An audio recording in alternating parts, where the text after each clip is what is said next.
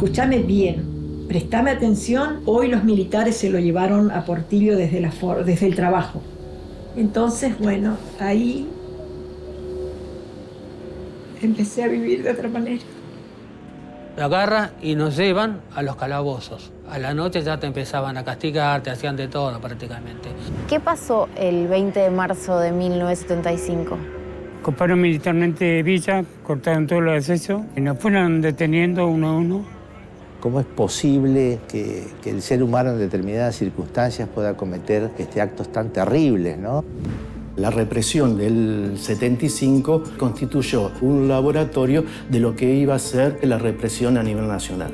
Falta condenar al foro. Que el Estado haga justicia.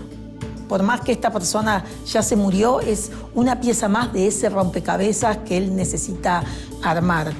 Se pueden visualizar con mayor nitidez las irregularidades y las presiones. Los testimonios están, las pruebas están. Eso a partir de nuestra detención se transforma en un centro de detención clandestino, que debe ser el primero que se forma en el país.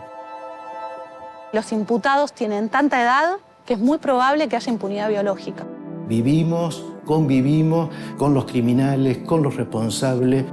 Y si bien tenemos un fallo favorable, es una justicia media, porque una justicia tan tarde hasta deja de ser justicia.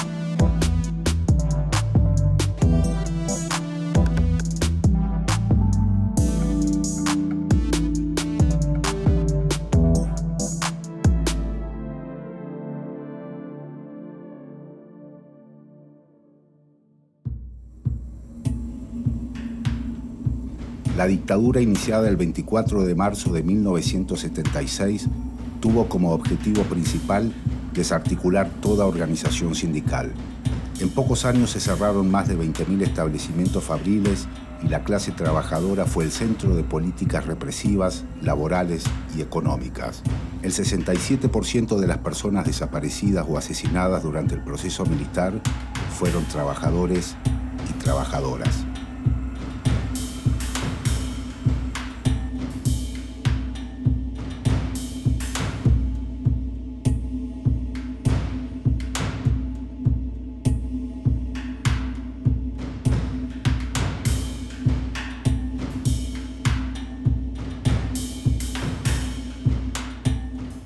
¿Cómo describirías el plan económico de Martínez de Hoz y la incidencia que tuvo en la clase trabajadora? Bueno, en primer lugar, tenemos una caída brutal del salario de trabajadores y trabajadoras en esta etapa, con una caída muy fuerte de la producción industrial, ¿no?, que había sido el eje vertebrador durante décadas de la economía argentina.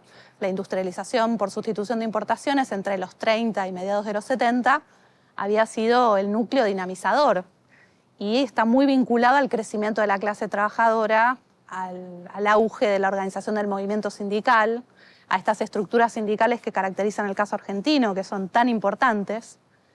Todo esto se transforma brutalmente desde mediados de los 70 en adelante en un contexto de cambio internacional muy grande. Tuvo distintas manifestaciones en distintos países. El caso chileno es quizás el caso ejemplar, ¿no? Como Chicago Boys y demás. Exacto, la dictadura de Pinochet que se inicia el 11 de septiembre del 73.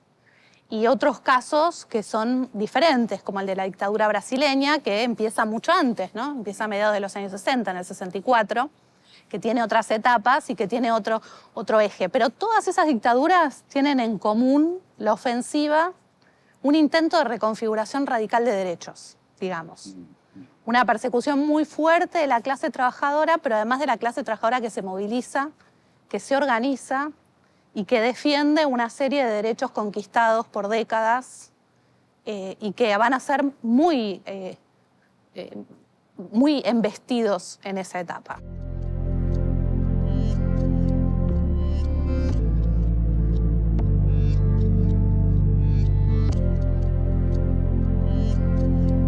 En 2018, las condenas en la causa Ford marcaron un hito histórico en la historia de los juicios por lesa humanidad acá en Argentina. Por primera vez se condenaba a 2 exdirectivos de una multinacional. La complicidad civil y empresarial empezaba a ser juzgada.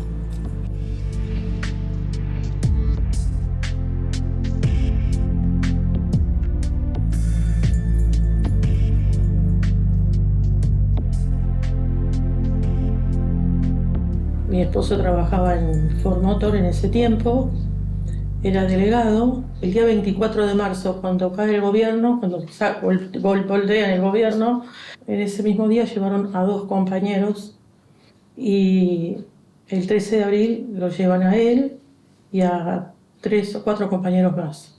¿A dónde se los llevan? Se los llevan a los quinchos del campo deportivo. Y ahí, bueno, ahí pasó de todo. Pasaron las peores torturas, las pasaron ahí adentro, golpes, sin saber por qué. Estamos hablando del predio de la misma empresa. En el predio de la misma empresa, sí, en el campo deportivo de la empresa. Dentro del predio de la empresa, sí.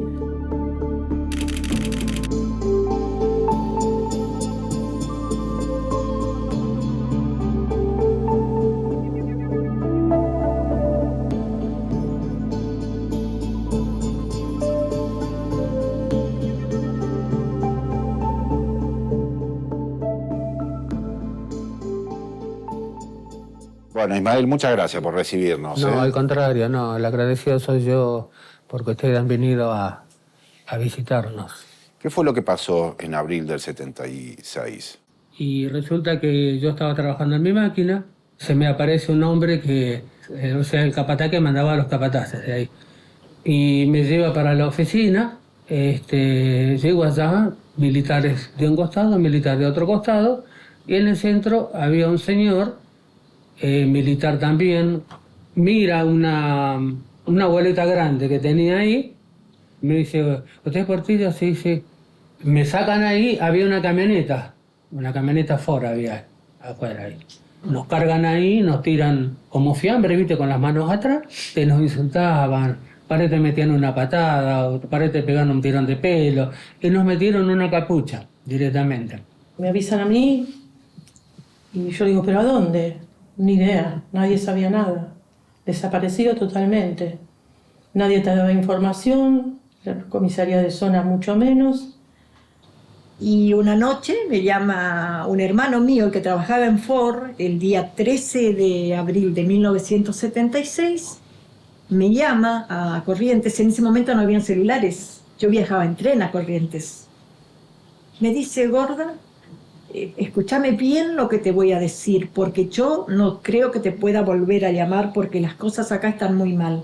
Yo no entendía por qué estaban tan mal. Me fui hacía una semana y estaba todo tan bien. Entonces me dice, mira, venite urgente a Buenos Aires. Hoy los militares se lo llevaron a Portillo desde el trabajo. Entonces, bueno, ahí empecé a vivir de otra manera.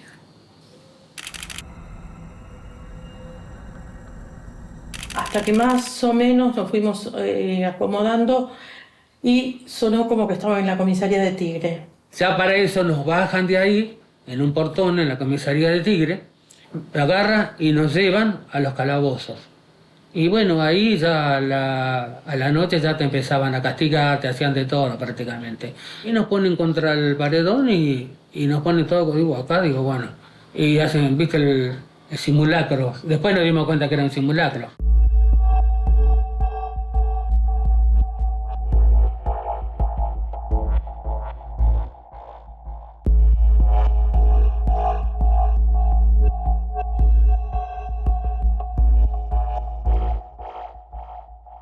Cuando se habla de responsabilidad empresarial en la última dictadura cívico-militar, uno de los nombres que aparece es el de la siderúrgica Sindar. Vamos hasta ahí, hasta Villa Constitución, donde está ubicada esta empresa, para entender qué pasó en esos años y cómo se persiguió a trabajadores, gremialistas y sindicalistas.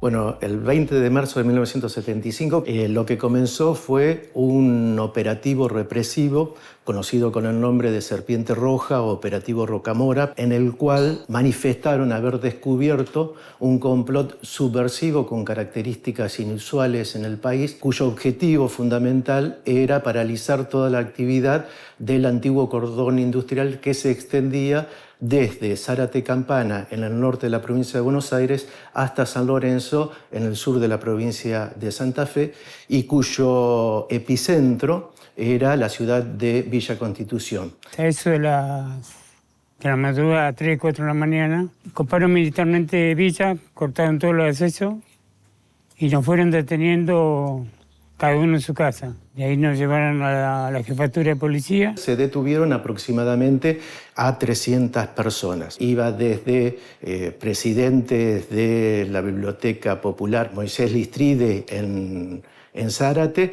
hasta los delegados paritarias de San Lorenzo y las demás fábricas. La patronal, que fue un papel fundamental. Entonces lo que buscaban era tener una planta domesticada.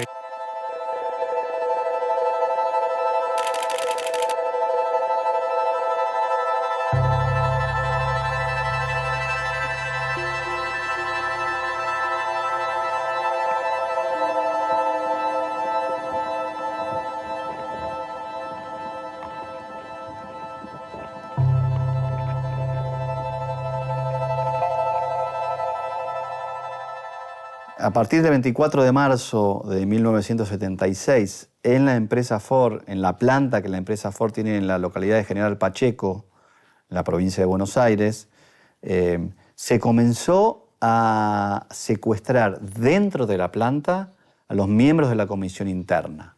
Primero eran un grupo de 3, a los 2 o 3 días eran un grupo de 2, a los otros días eran otro grupo más. En total fueron 24 trabajadores. Yo no tenía participación gremial realmente. De las 24 personas, 12 personas eran delegados y subdelegados. Y 12 personas eran, vamos a hablar claramente, operarios.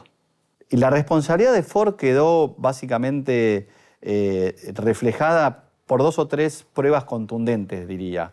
La primera es que justo antes del golpe militar, la empresa Ford convoca a los trabajadores y les dice: a partir del 24 de marzo acá no hay más militancia gremial. Y cuando se terminó la reunión, el gerente de recursos humanos les dijo a los trabajadores: mándenle saludos a Camps. A esa altura nadie sabía bien quién era Camps, quien terminó siendo el jefe de policía de la provincia de Buenos Aires. Eso da una pauta de cómo estaba planificado, claro, ¿no? Y además, bueno, había una base militar en Ford.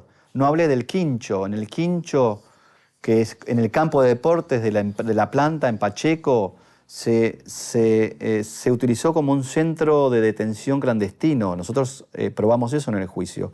Había un tipo que era cabo de guardia de ahí. Me decía: ¿sí que cantaba? Sí, le digo, canto. ¿Qué hace? ¿Bolero? Hago todo eso. Ah, ¿te acordás de este bolero? Sí, le digo, no, pues yo no puedo cantar. Le digo, mientras estén torturando a otro y golpeando a otro, ¿cómo me voy a cantar? Tenés que cantar, si no vas a la parrilla. Era una tortura, aunque te parezca mentira. Cuando los trabajadores eran sacados de las líneas de producción a punta de fusil, Después fueron llevados al campo de deportes dentro de la planta y ahí permanecieron 5 o 6 horas, alojados clandestinamente, dentro del predio de la propiedad de la empresa. Y la última evidencia que les puedo decir ahora, pero había muchas más, es la siguiente. En una de las sesiones de tortura de uno de los trabajadores, se acreditó que había participado el jefe de seguridad de Ford.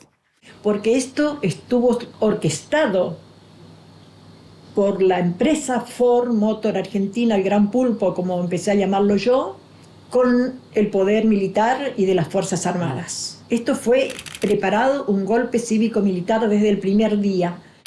Las listas que Ford le entregó a los militares están comprobadas precisamente por las esposas de los trabajadores que fueron a entrevistarse con los militares que manejaron todos los operativos. Estos militares les mostraron a las mujeres las listas con el orden de los trabajadores y los militares les reconocieron a ellos que habían sido entregadas por Ford. Y ahí puedo ver al teniente coronel Molinari, que estaba a cargo del operativo de la zona, y busca una lista, me pide el nombre, hace así y dice, sí, Troyani está acá. Esa lista tenía el logotipo de Ford. Esa fue la confirmación oficial, que Ford tenía conocimiento de todo esto. Ya era la 8ª vez que iba a ver a Molinari yo. Entonces él me recibe y dice, sentate. Me matan a mí y la matan a usted si se enteran que yo le avisé. Siempre me acusaste que fui yo el responsable de la desaparición de tu marido y la detención. Yo hoy te quiero mostrar algo. Y hace así, abre un cajón, la lista que Ford le había entregado. Acá tenés la prueba de quién nos entregó a cada hombre.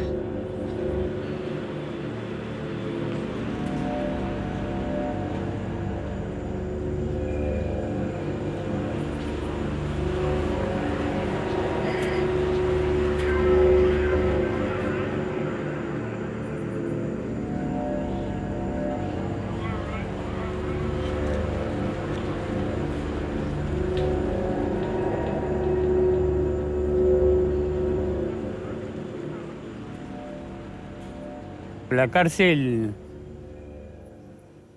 es dura, tanto la represión que sufría la gente afuera, también la sentíamos nosotros dentro, ¿no? Con la requisa, las golpizas. Sufrimos distintas torturas, desde la psíquica hasta la física, ¿no? Con golpes, en cada traslado de avión te molían a palo. A mí me trasladaron 5 veces a distintas cárceles. Los que fueron detenidos, por ejemplo, fueron fundamentalmente jefes de familia, en donde fueron detenidos, fueron asesinados, y esas familias numerosas sufrieron un trauma terrible. En general, el jefe de familia ya era el único que trabajaba, la mujer... El proveedor. Claro, la mujer estaba circunscrita al ámbito doméstico y de un día para el otro quedó, digamos, sin sustento, sin ningún tipo de cobertura, con 4, 5, 6 hijos a cargo, que se le cerraban todas las puertas, por algo habrá sido, como tanto los hijos como los familiares sobrevivientes, como cargando, digamos, las pestes y que todos se escapaban, digamos, por temor a esa represión, que justamente es el objetivo de la represión, ¿no? Aterrorizar o generar un miedo generalizado en la población. En la represión del 75, varios protagonistas o historiadores hemos puesto el énfasis en que constituyó o un experimento o un laboratorio de lo que iba a ser con posterioridad o al año siguiente la represión a nivel nacional.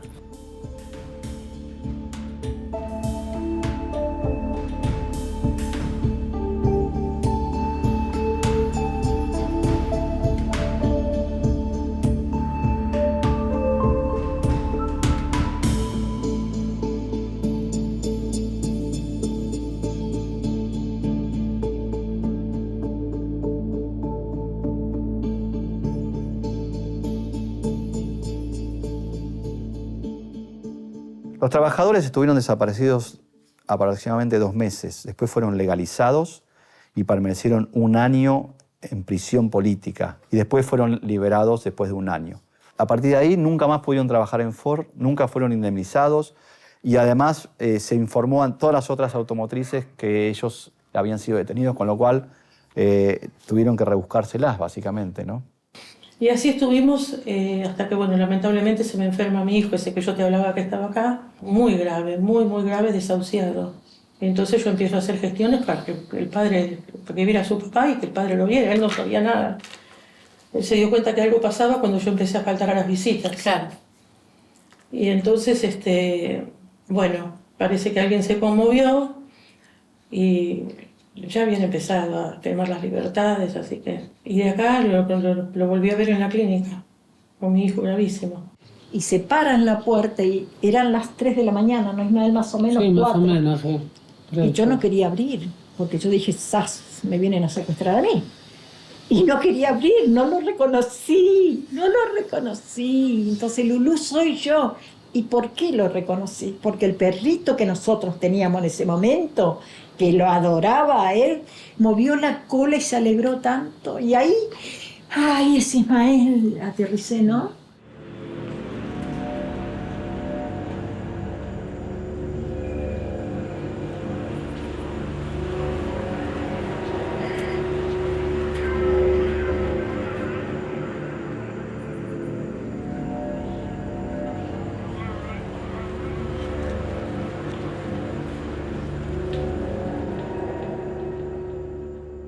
¿Cuál fue el rol concreto que tuvo Asíndar en el despliegue represivo que se dio en marzo del 75? Bueno, el rol de Asíndar fue fundamental. Donde era el albergue soltero de los jefes, eso no funcionaba más como albergue y ahí había un destacamento de la Policía Federal, pagada por Asíndar en función de los intereses económicos de Asíndar, ¿no? Funcionaba como un centro clandestino de detención. Eso a partir de nuestra detención se transforma en un centro de detención clandestino, que debe ser el primero que se forma en el país. Por ahí pasaron y torturaron a varios compañeros que fueron cayendo después, ¿no? Allí funcionaron, digamos, varios cuerpos de la Policía Federal desde el año 1974, es decir, con posterioridad a la primera toma de fábrica.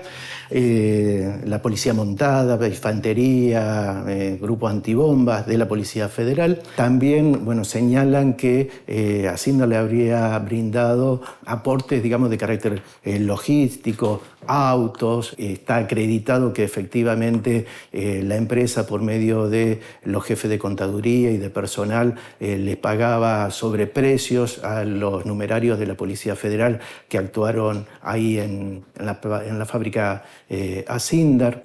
Fíjate el caso mío, por ejemplo. Yo no vivía en esa dirección donde me fueron a buscar, pero como yo vivía solo y andaba medio enfermo, me fui a vivir de mi hermana. Entonces aviso a fábrica, por si me mandaban al médico, que yo iba a estar en esa dirección. El único que sabía, salvo los vecinos, que yo estaba viviendo en la casa de mi hermana era Asíndar. Y se fueron concretamente con esa dirección a buscarme, ¿no? Así que eso da la cláusula que Asíndar participó activamente en la represión del 20 de marzo. Vale recordar que el presidente del directorio de Asíndar en 1975 era José Alfredo Martínez de Hoz, así como también los directores, es decir, los que eran considerados los dueños y los que tomaban las decisiones más importantes, que eran Arturo y Jorge Acevedo. López Eufrán, el general López Eufrán, que fue un represor del Cordobazo, pasó a ser gerente de Asíndar. Ahí queda la clara que el golpe que vino después fue un golpe cívico-militar, fundamentalmente fogoneado por los grandes intereses económicos, como en el caso de Asíndar. Asíndar, Ford. Asíndar fue la empresa metalúrgica que más creció, que se concentró con el periodo de la dictadura. Lo que logró fue un disciplinamiento laboral sumamente estricto, porque no solamente hubo detenidos, sino que la fábrica instrumentó una lista negra que estuvo integrada por alrededor de 800.000 trabajadores que no pudieron ingresar a la fábrica y que digamos, fueron reemplazados por trabajadores jóvenes a los que se les sometió, digamos, un régimen de trabajo sumamente estricto, casi policíaco, y en donde la posibilidad de plantear cualquier tipo de reivindicación estaba totalmente anulada.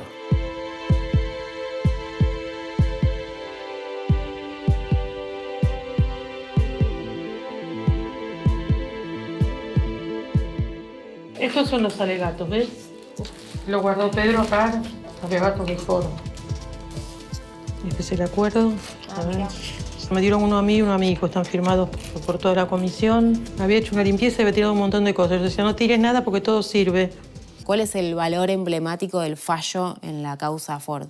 Precisamente es que en un tribunal de la democracia, con todas las garantías del debido proceso, se pudo determinar fehacientemente que los directivos de Ford, los altos directivos de Ford, tuvieron participación criminal en los crímenes de lesa humanidad que sufrieron los trabajadores. Es un mojón incuestionable de la democracia a través de la justicia determinar que hubo complicidad de sectores económicos con la dictadura y en este caso de la empresa Ford. ¿Cuál era la búsqueda de reparación? Justicia. No reparación económica, justicia. Son 2 los directivos que fueron condenados, pero originariamente eran 4 los procesados. Altos directivos también estaban procesados y fallecieron antes del juicio oral y público. El tiempo biológico juega a favor de la impunidad.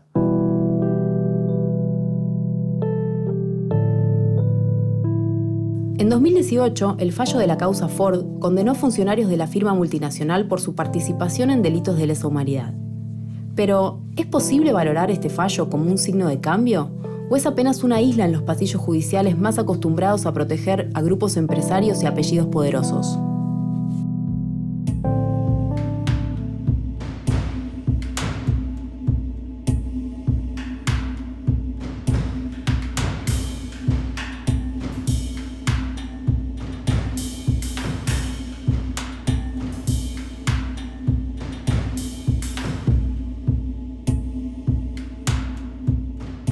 ¿Hay una contabilidad de los detenidos desaparecidos en estas condiciones que estamos hablando? ¿Sí? De empresas que formaron parte de un plan sistemático también en favor de la dictadura del 76? Mira, sí, hay investigaciones muy relevantes. Existen archivos como el archivo de la Dirección de Inteligencia de la Policía de la Provincia de Buenos Aires, que son privilegiados para eso, porque justamente nos permiten ver cómo se hacía inteligencia sobre los sectores trabajadores y las organizaciones sindicales, cómo se las seguía y cómo se entrelazan los sistemas de inteligencia y seguridad y disciplinamiento internos de las empresas, que son muy fuertes, y cómo esa información sistematizada pasa a las Fuerzas Armadas y nutre el proceso represivo. Tenemos un mapa, nos falta bastante todavía, me parece, para la comprensión, porque además no es únicamente eso, es involucramiento en la represión. Luego tenés provisión de cuadros de las empresas a los distintos puestos en la dictadura y viceversa, presencia militar en los directorios de empresas, y hay una cantidad de vínculos que tienen que ver también con beneficios económicos, con estatización de las deudas privadas, con transferencias desde el Estado al capital concentrado, ¿no? ¿Cuáles son las empresas que más han colaborado y más íntimamente han colaborado con el proceso militar como para llevar a cabo ese plan sistemático? Mira, entre las 25 empresas investigadas, que son aquellas sobre las cuales se encontró más evidencia y se documentó más evidencia, están automotrices como Ford, Mercedes-Benz y Fiat, están siderúrgicas Asindar, pero también las empresas del grupo Techint como Dalmine Siderga y Propulsora Siderúrgica. Están los ingenios azucareros, el caso de Ingenio Ledesma, Fronterita, Concepción.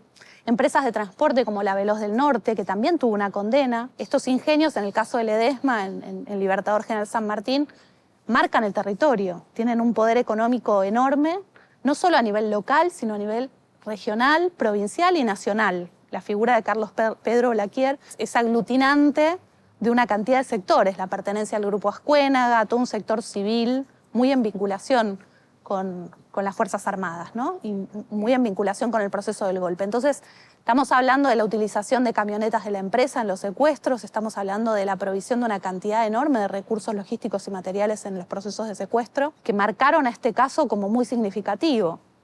Y es un caso que también marca la impunidad, ¿no? Porque luego de 6 años, finalmente la Corte Suprema de Justicia, con un fallo, permite que se lleve a judicialización y los imputados tienen tanta edad que es muy probable que haya impunidad biológica.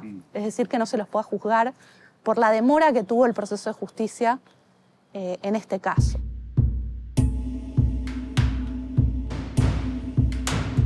Las oficinas y despachos siguen siendo espacios en los que se tejen mecanismos de control y presión sobre las organizaciones sindicales y sus referentes. Nada nuevo.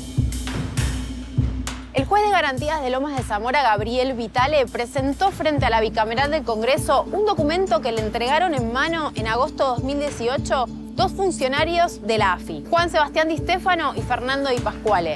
Ahí le pedían la inmediata detención de dos dirigentes de camioneros y de la CGT, Hugo y Pablo Moyano. Vitale se negó a detenerlos y por eso enfrenta las consecuencias y la persecución de cierto sector del Poder Judicial. Durante todo el 2017 y parte del 2018 investigábamos barras bravas de zona sur. A partir de fines del 2017 y comienzo del 2018, el objeto de la causa, que era barras bravas, empezó a variar, evidentemente por cuestiones que tienen que ver más con la política que con lo jurídico, lo judicial o lo que se estaba investigando. Y se empezó a inclinar esa investigación por parte de los fiscales hacia algunas personas que estaban relacionadas con la política, en ese caso era el presidente de Independiente, Hugo Moyano. En agosto del 2018 se presentan dos de los agentes que trabajan en la Agencia Federal de Investigaciones por requerimiento del Ministerio Público Fiscal, que estaban trabajando con ellos, a presentar el requerimiento, el pedido de detención de Hugo y Pablo Moyano con determinadas pruebas, que realmente era un análisis muy exhaustivo sobre determinadas cuestiones, pero que no tenían que ver estrictamente con la causa que estábamos investigando nosotros. Yo tengo actualmente, son 14 años de antigüedad como juez y más de 20 del Poder Judicial y nunca se había planteado una situación como esta, digamos. Tampoco había visto una colaboración de la ex-CIDE o la Agencia Federal de Investigaciones tan cercana a algunos fiscales en particular, ni a algunas causas en particular.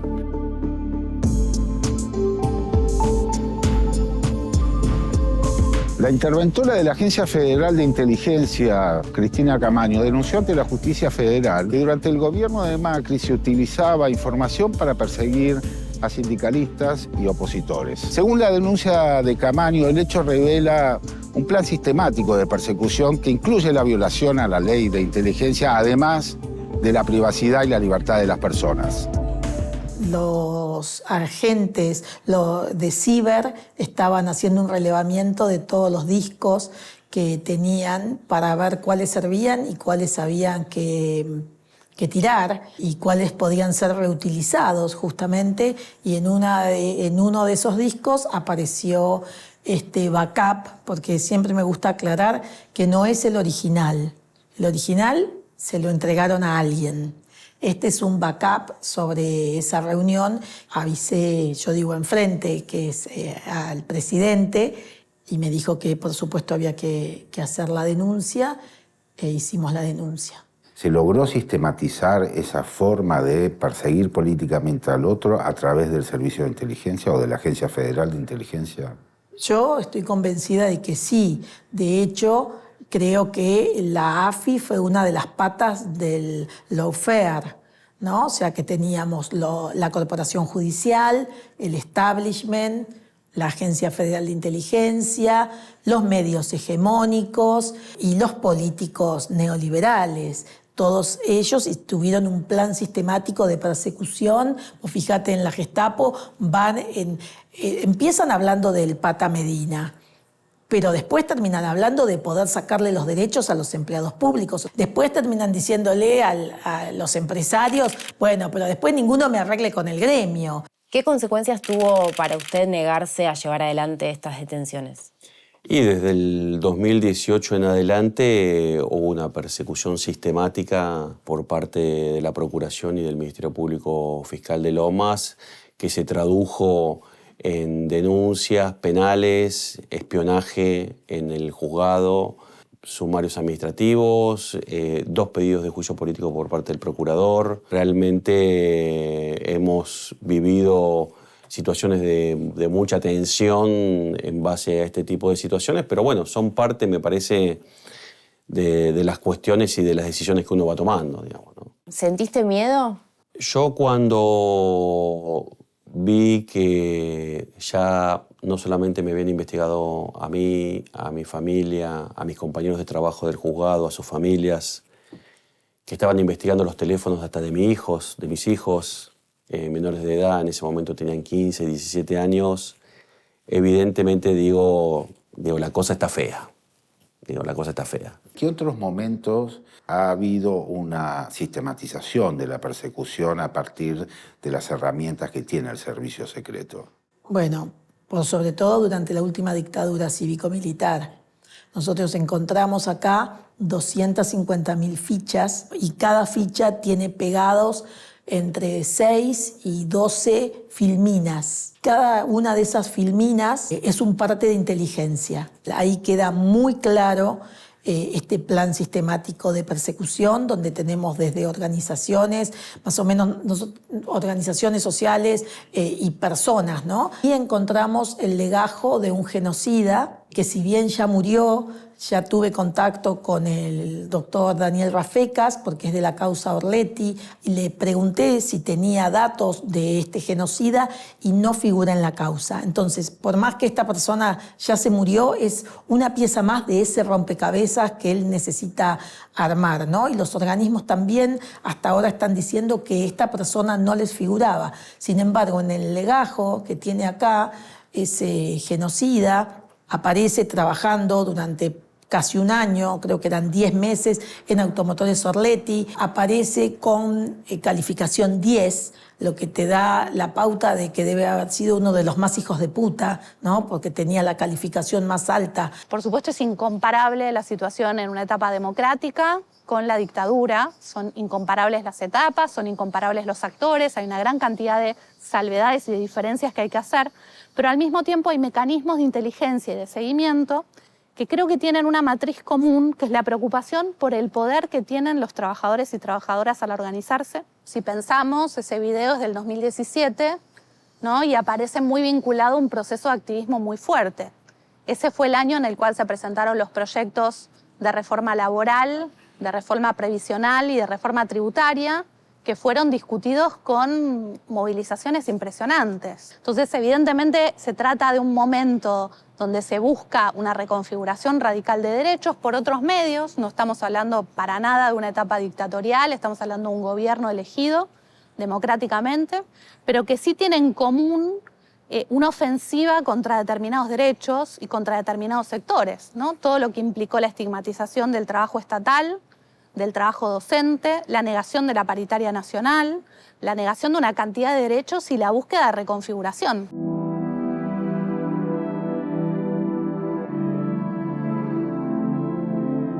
La persecución a las organizaciones obreras y a sus dirigentes es una constante que se intensifica o disimula según las épocas. Al llegar a instancias judiciales, muy pocas veces los fallos son a favor de los trabajadores y las trabajadoras. Para entender la notoria inclinación de la balanza de la justicia, alcanza con ver los nombres de las empresas involucradas, los apellidos judiciales intervinientes o los intereses que están en juego. ¿Qué recuerdo tiene usted del momento del juicio a las juntas en la cual usted participó como juez? Sin duda fue un momento histórico en un contexto determinado que fue el de la transición de la democracia, ¿no? Todos debemos a la intuición, a la audacia, sobre todo, que tuvo de Alfonsín, de que esa transición democrática se hiciera no sobre la base del olvido, sino de la verdad y la justicia. El juicio ha quedado incrustado como una bisagra dentro de la transición democrática. Y permitió uno de los pocos consensos que existe en la sociedad argentina, que es el consenso del nunca más a la violencia política, nunca más a las dictaduras militares, y que permitió, bueno, superar esa tragedia que vivió la Argentina con la dictadura militar y poder proyectarse hacia el futuro sobre la base del Estado de Derecho. Yo creo que la anulación de las leyes de obediencia civil y punto final fue algo muy satisfactorio porque permitía terminar esta etapa con verdad y justicia, ¿no? Y han pasado 16 años, y fíjese, no sé el número exacto, pero creo que hay varios centenares, que son como 500 o 600 causas que están todavía en trámite, y el 45% está en etapa de instrucción. Esto no le sirve a nadie, no le sirve a la sociedad, no le sirve a las víctimas, ni tampoco a los victimarios, que obviamente es necesario de que haya una decisión que declare la culpabilidad o la inocencia. ¿Y qué buscan con la causa? ¿Cuál es tu expectativa para con la justicia? No, que se reconozca la intervención concreta de Asindar, la burocracia y el Estado en la represión, ¿no? Que concretamente se lo juzgue. Hace poco salió a favor de la causa de Ford, ¿no? Desgraciadamente tardé porque creo que hay dos directivos nomás que quedan vivos. Bueno, en el caso de Asindar también. Hay uno o dos que están vivos, pero eran de menor rango. Los de grande rango se han muerto todos. ¿Cuál es la deuda pendiente con la causa Ford? Que se pueda someter a juicio a las empresas que tuvieron participación en el terrorismo de Estado. Falta condenar a Ford. Falta condenar a Ford, falta que reconozcan la libertad vigilada y que se haga justicia. Que el Estado haga justicia. ¿Por qué crees que es así, que la justicia se resiste a avanzar sobre esos procesos? Es nuestro poder judicial, ¿no? Es el poder judicial que tenemos, que es un poder corporativo, que le cuesta, digamos, asumir con coraje los desafíos que tiene que asumirlos. En su momento, con el juicio de las juntas, en el año 84, asumió ese rol, pero evidentemente frente al aparato de las corporaciones y el poder de las corporaciones, la justicia ha sido remisa a hacerlo. Yo no creo que haya habido determinadas causas que no quisieran juzgarse. Hubo una falla política en cómo llevar adelante estos procedimientos y eso hace que a 16 años de la anulación, bueno, todavía hay centenares de causas que no han terminado. Si la justicia sería una justicia verdadera, esto tendría que salir lo más rápido posible, ¿no? Digamos que hay distintos intereses que se conjugan para que esto se vaya demorando. Concretamente estarán esperando que los que fuimos protagonistas nos vayamos muriendo, ¿no? Y que la causa también se muera. En Villa Constitución ha dejado heridas terribles. Convivimos con los criminales, con los responsables. Si bien en Villa Constitución fue uno de los primeros escenarios de la instrumentación del terrorismo de Estado, por el contrario es uno de los últimos lugares en donde la justicia está investigando. Había un relato en el cual, digamos, la democracia era la panacea de todos los males y que con la democracia íbamos a solucionar todo y por lo tanto aquellos que eran los causantes de todo nuestro mal, el gran demonio, era la dictadura militar. Por lo tanto, poner o llamar la atención que antes de la dictadura militar también habían habido crímenes de lesa humanidad era una voz disonante en este discurso. ¿A usted le parece que efectivamente el golpe podría haber existido sin la participación de ese universo cívico, empresarial, etcétera, o era, así tal cual lo estoy entendiendo, solamente un plan de gobierno? Yo creo que se le utiliza como una connotación política, ¿no? Una connotación política de que la dictadura militar también ha requerido algún tipo de aquiescencia de actos sectores también civiles y puede ser también de índole empresaria. Pero yo creo que una característica que tuvo el plan criminal en lo que hace a la represión, eso es estrictamente militar. Partía de su cadena de comando, de sus mandos, etc. Ahí no había civiles, por más de que pudo haber civiles que, repito, que cooperaran en algunos casos concretos. Yo creo que, digamos, el Poder Judicial no escapa a la crisis social o a la crisis de la sociedad que tiene la República Argentina, más allá de ser de uno de los poderes que está más desprestigiado en este momento. Y de alguna manera yo creo que cada vez se van conquistando más derechos y se pueden visualizar con mayor nitidez las irregularidades y las presiones. Los testimonios están, las pruebas están, y por eso es tan importante el proceso de memoria, verdad y justicia, diría capítulo complicidad civil, ¿no? Es lo que más tiempo ha costado llegar a empezar a revisar el rol de los grupos económicos en el terrorismo de Estado. Y si bien tenemos un fallo favorable, un juicio con unas condenas en primera instancia, una segunda instancia y en una segunda instancia, pero es una justicia media, porque una justicia tan tarde hasta deja de ser justicia. Los tiempos cambian, pero la asociación en sombras entre la justicia y el poder económico sigue siendo funcional. ¿Por qué será que parece imposible pensar una justicia realmente separada de intereses económicos o de clase? ¿O sería mejor preguntarnos, ¿la justicia tiene dueños?